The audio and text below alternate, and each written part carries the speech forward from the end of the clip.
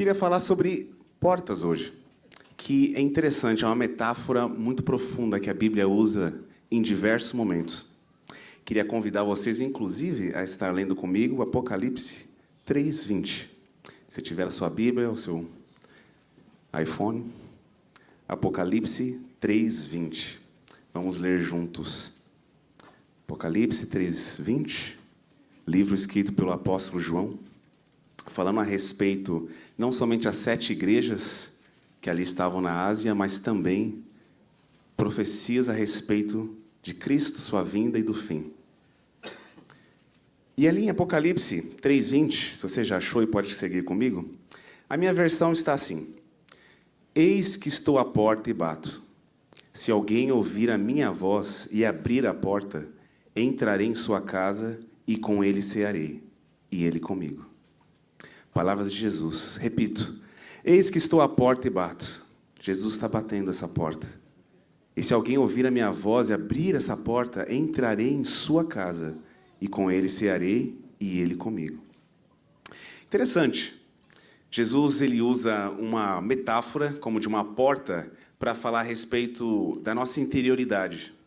Como se Jesus, de uma forma espiritual, houvesse uma porta, como se nós fôssemos ali uma casa, e até uma porta. E Jesus bate suavemente a porta para ver quem a vai abrir. E porta é uma metáfora muito usada na Bíblia em diversos momentos. Eu acho que até a filosofia fala bastante de portas, né?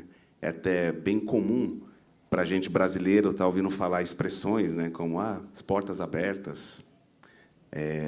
Sempre ideias de alguma coisa que está entrando ou alguma coisa que está saindo. E a Bíblia é assim, ela é muito alegórica. Portas faz muito parte do contexto da Bíblia, em como ela fala de coisas que às vezes adentram a nossa vida, adentram a nossa interioridade, ou de coisas que estão saindo por ela. E eu queria dizer, tem portas que abrimos porque queremos. Há outras que esquecemos abertas. E há outras ainda que esquecemos de trancar. E é quando a gente começa a ver algumas coisas saindo meio diferentes do que a gente esperaria na nossa vida. Jesus fala dessa porta com uma forma de onde ele poderia entrar. Mas, ao mesmo tempo, a Bíblia fala sobre outras portas. Portas que levam a coisas muito mais interiores a respeito da nossa alma. E, bom, portas, eu poderia até falar engraçado, porque até num contexto de uma forma mais engraçada, eu ouvi alguém falando essa semana que o segredo de um casamento duradouro está em aprender qual porta não abrir durante uma discussão. Eu acho que isso é uma porta que eu já tenho aprendido muito bem a cor dela, o jeito, o formato, e saber qual é a hora de encostar a porta de fininho, né, e sair pelo cantinho. Mas existe uma porta também para acessar a nossa mente e o nosso coração, que é o que a Bíblia fala, chamando de uma porta para a nossa alma. A alma é isso, como estávamos falando alguns cultos atrás, essa mistura entre essa conexão que nós temos com o mundo espiritual através da nossa mente e do nosso coração. Podemos definir assim como alma. E muitos batem a porta da nossa alma. Pessoas, às vezes, elas batem nessa porta, se achegam ao nosso coração, ou fazem muitas coisas mexer dentro da gente, da nossa mente. Existem também muitas coisas que, às vezes, entram nessa porta, que, infelizmente, causam um grande estrago. Não é à toa que lembramos de palavras de Jesus sobre aqueles que amam, por exemplo, as riquezas. Coisas que entram no coração demais e acabam tomando muito espaço, porque uma porta foi aberta. Não somente coisas, mas Deus, ele adentra essa porta, que vemos ali em Jesus, nos convidando para quem quer abrir a porta do coração. Mas também até o diabo. E ali está em Gênesis 4:7, onde está escrito, palavras de Deus falando a Caim. O pecado está à porta, à tua espera. Ele deseja conquistar-te, mas tu deves dominá-lo. Não é interessante, né, esse paradoxo dessas portas? Que, por um lado, Jesus bate a porta. Por outro lado, o pecado também bate a porta, esperando que a gente possa abrir. Esperando se a gente talvez até deixou destrancado. Parece que Cristo ele é muito mais carinhoso. Ele é o bom companheiro que bate a porta com tranquilidade. Já o pecado, às vezes, não.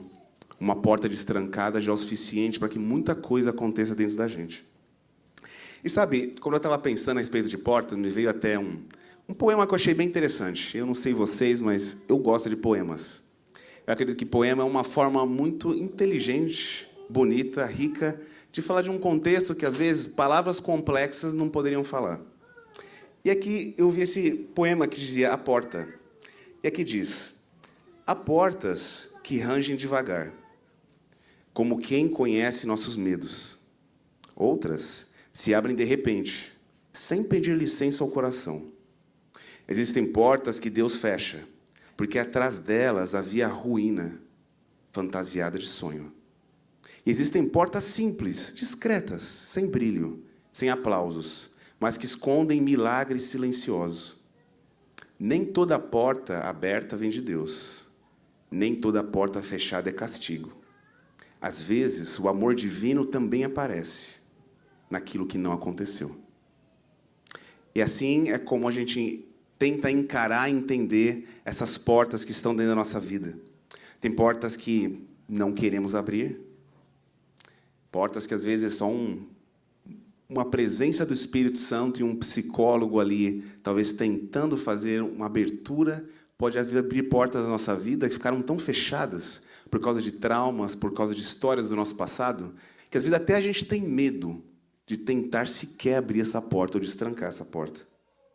E tem portas que são mais difíceis ainda, portas que nós nem conseguimos abrir. Quem já sentiu assim em algum momento da vida? Que parece que alguma coisa da sua interioridade você queria colocar para fora, ou você queria que alguma coisa entrasse, como, por exemplo, o amor, e para muitas pessoas elas não conseguem. Essa porta ficou muito fechada, ela ficou trancada. E agora, como a gente abre? Sabe, como eu disse antes, o coração é a porta para a nossa interioridade, para a nossa alma. E como fazer para abrir algumas portas que dão acesso ao nosso íntimo? Acho que isso é uma pergunta que, se você não se fez, vale muito a pena fazer. E eu diria que talvez exista um segredo aí. Alguém abriu a porta ali de trás, né? Aí... Mas, contextualizando. Mas existe um segredo aí. As portas da nossa alma somente abrem se o coração estiver quebrantado. Repito, as portas da nossa alma somente abrem se o coração estiver quebrantado. E esse, na verdade, é o tema do que eu queria falar hoje. Coração quebrantado. Por favor, mudar o slide. Às vezes, você já se perguntou, porque a Bíblia fala muito de coração quebrantado, mas qual a diferença entre um coração quebrado e um coração quebrantado? Já parou para pensar qual seria, assim, o que dividiria essas duas formas de encarar um coração? Eu achei interessante uma definição que diz: quebrantamento é o processo que sucede um coração quebrado. Se o coração estiver aberto para a transformação que vem de Deus. Então, repito, quebrantamento é o processo que sucede, vem depois de, às vezes, a gente quebrar o coração. E se este coração estiver aberto para a transformação que vem de Deus, assim ele será quebrantado. O coração quebrantado, por mais assim às vezes pareça doloroso, a gente fala, nossa, alguém quebrar o coração. Mas ele é uma oportunidade.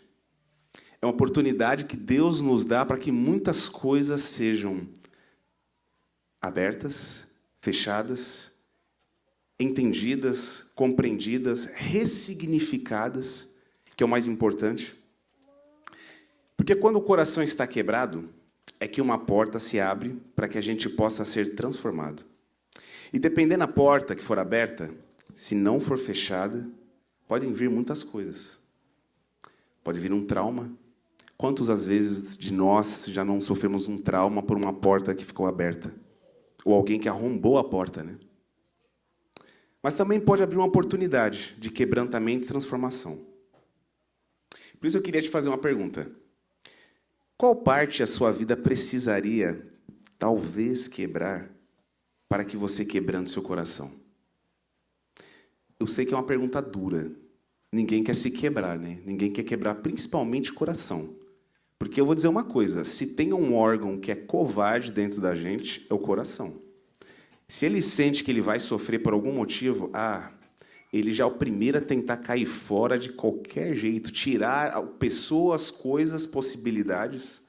O coração é esse, tem medo de sofrer.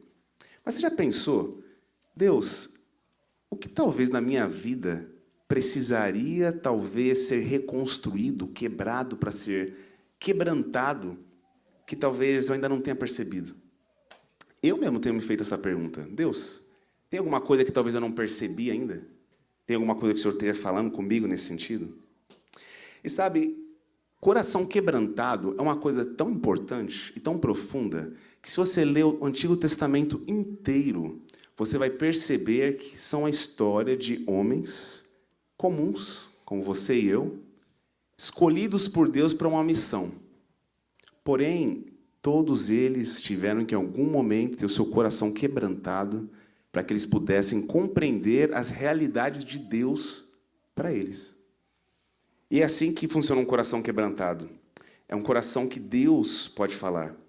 Por isso, quando a gente fala de profeta, achei interessante uma definição que diz que profeta é alguém quebrantado, que já não tem mais orgulho, nem vaidade, nem força em si mesmo. Alguém que vive angustiado, porque esqueceram seus próprios pesos e carregam o peso do coração de Deus. Esse é um profeta. Alguém que carrega sobre si o peso do coração de Deus.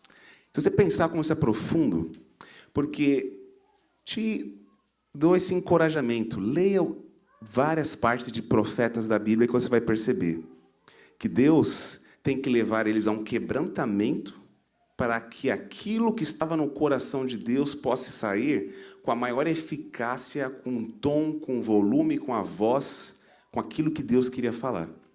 Poderíamos falar de vários profetas, mas eu vou mencionar o profeta Oséias, que acho que todo mundo conhece aqui, talvez, e que é uma história tão profunda você pensar o que Deus pede para Oséias, que ele pegue e faça coisas que a gente acharia, mas como Deus poderia pedir que ele fizesse certas coisas? Quebra até o nosso senso de tentar entender algumas coisas de como Deus ele fala com a gente.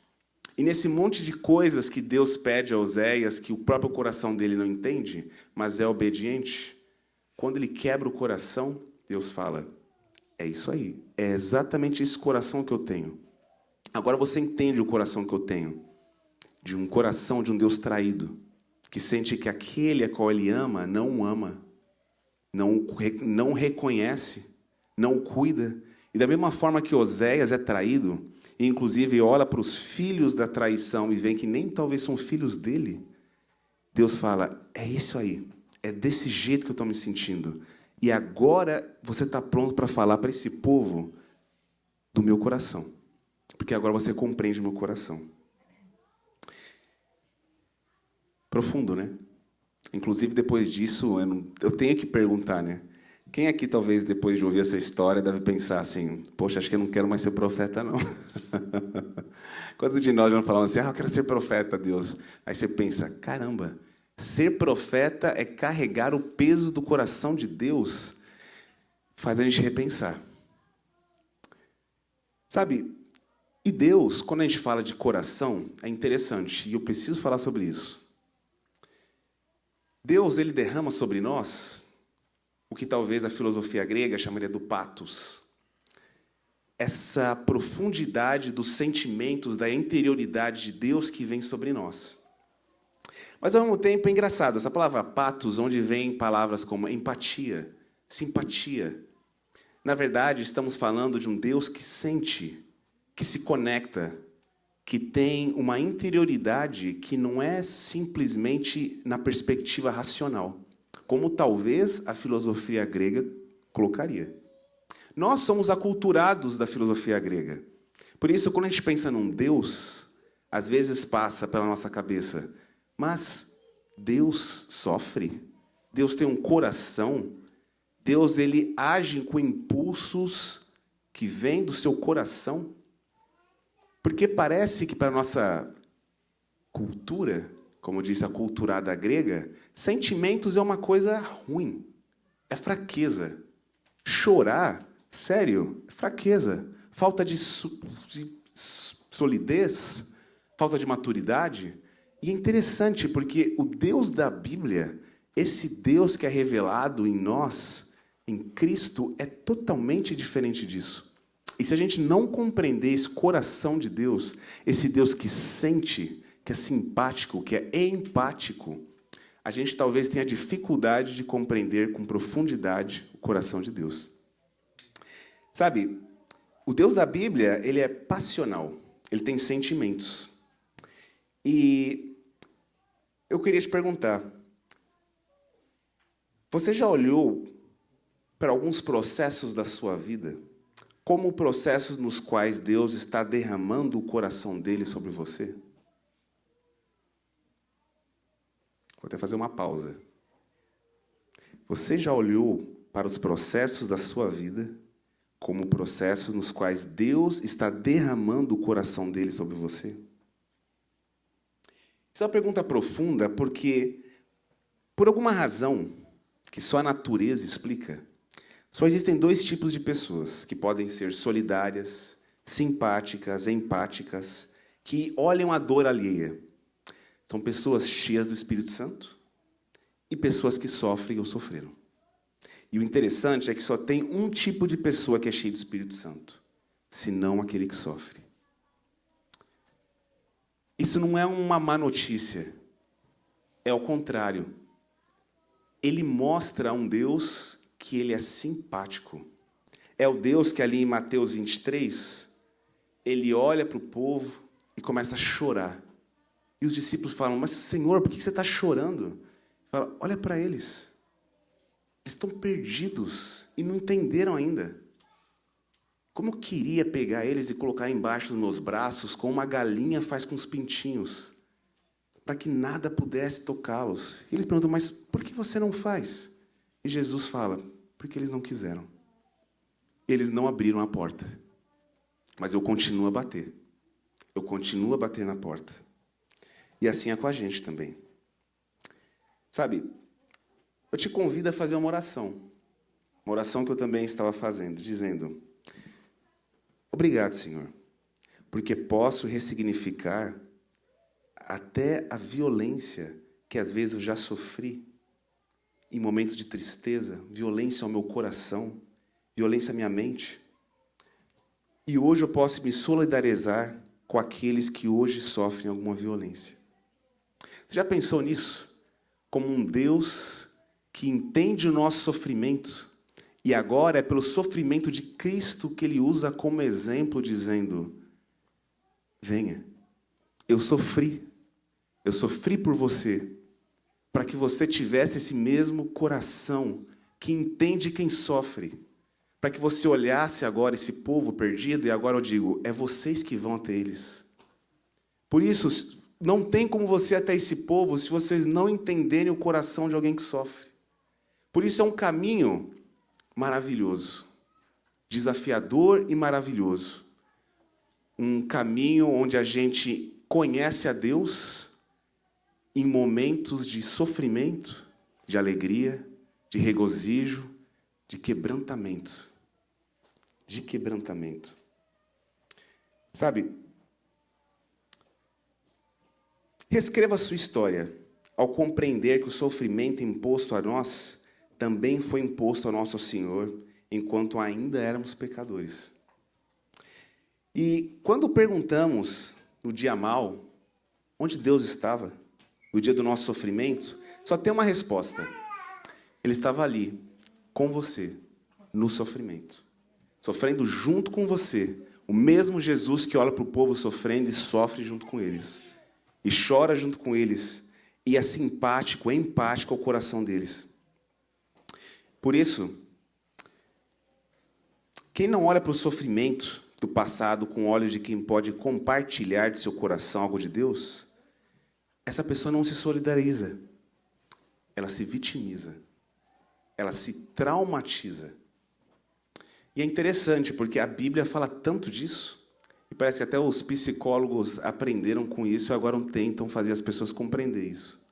Que tudo aquilo que você não ressignifica no seu coração, através de um coração quebrantado, às vezes se torna trauma, se torna ressentimento, não torna crescimento e uma maturidade, uma transformação de caráter, de ser solidário, de entender a compaixão do outro.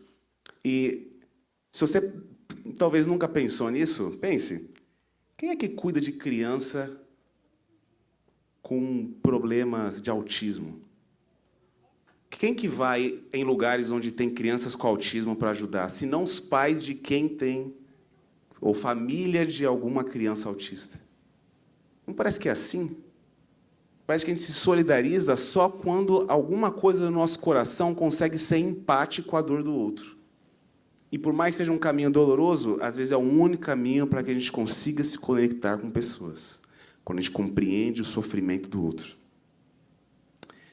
Sabe, temos entre nós muitas pessoas que estão doentes. Doentes porque nunca derramaram realmente o coração diante de Deus, com toda a dor que carrega em seu coração quebrado.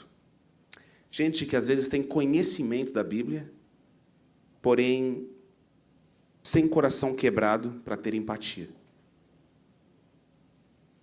Por isso, eu te convido a um quebrantamento do Espírito Santo. E eu te convido, ao mesmo tempo dizendo, não tenha medo. Porque Deus quer nos conduzir por caminhos que agora a gente não compreende. Tem processos na nossa vida que às vezes a gente não compreende. A gente até pergunta, se foi de Deus ou do diabo? Ou foi uma besteira que eu fiz? Por que eu estou nesse processo? E eu te falo, ore a Deus e pergunte a Deus, Deus, por que eu tenho esse processo na minha vida? Será que tem alguma coisa na minha vida que precisa ser ressignificado? Precisa ser transformado? Precisa ser encontrado num coração empático? Porque é interessante, como diz ali Salmos 34:18. Perto está o Senhor dos que têm o coração quebrantado e salva os contritos de espírito. Esse versículo é tão lindo, tão profundo e tão lindo. Leio de novo, Salmo 34:18. Perto está o Senhor dos que têm o coração quebrantado e salva aqueles que estão entristecidos, contristos de espírito. Não é interessante? O Deus que vem no dia da tristeza, o dia da angústia, e ali Ele se faz um conosco.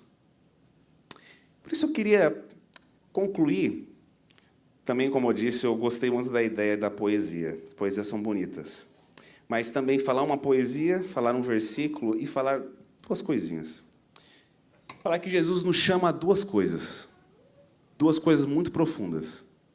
Ele nos chama ao quebrantamento e Ele nos chama à metanoia.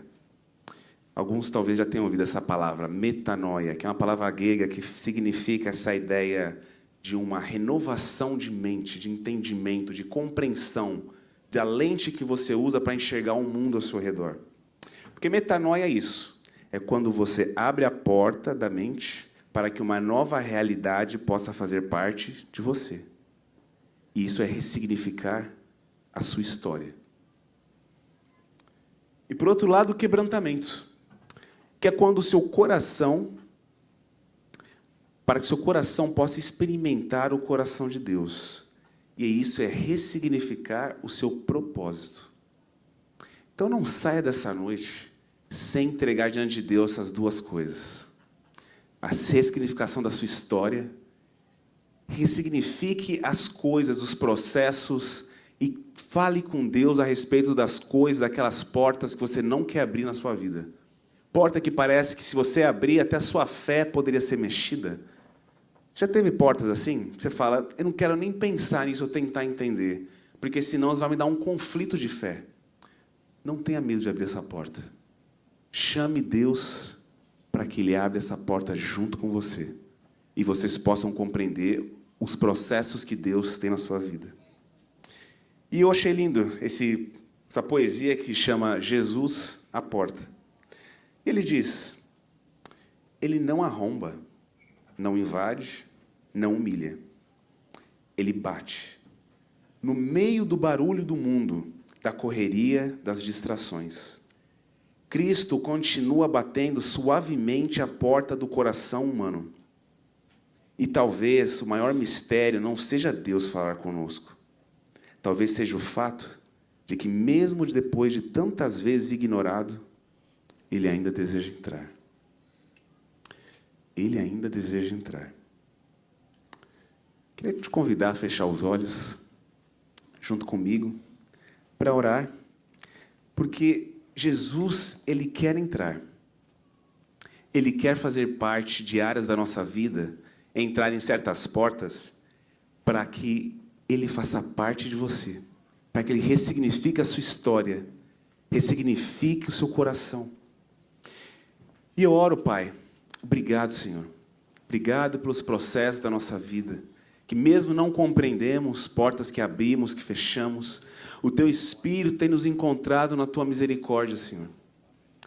O Teu Espírito tem nos encontrado no momento da contrição, da dúvida, das fraquezas, no momento até em que não quisemos abrir a porta da nossa vida em alguma área que o Senhor queria entrar. Por isso eu lhe peço, Senhor, abre o nosso coração, nos ajuda a abrir, ó Deus, essas portas trancadas, para que o Senhor possa fazer parte de uma transformação completa dentro do nosso ser. Se alguém aqui ainda não entregou a vida para Jesus, enquanto vocês estão todos sentados, eu queria pedir que você levantasse a mão, porque hoje é um dia que Jesus quer te chamar a uma ressignificação de vida, a um momento de transformação de dentro para fora, abrindo cada porta, cada momento, cada história do nosso passado e da nossa vida. Por isso, não saia hoje sem estar abrindo essa porta para Jesus. Porque essa porta continua aberta e Jesus continua batendo. Vamos adorar e louvar o Senhor? Enquanto isso, eu queria pedir...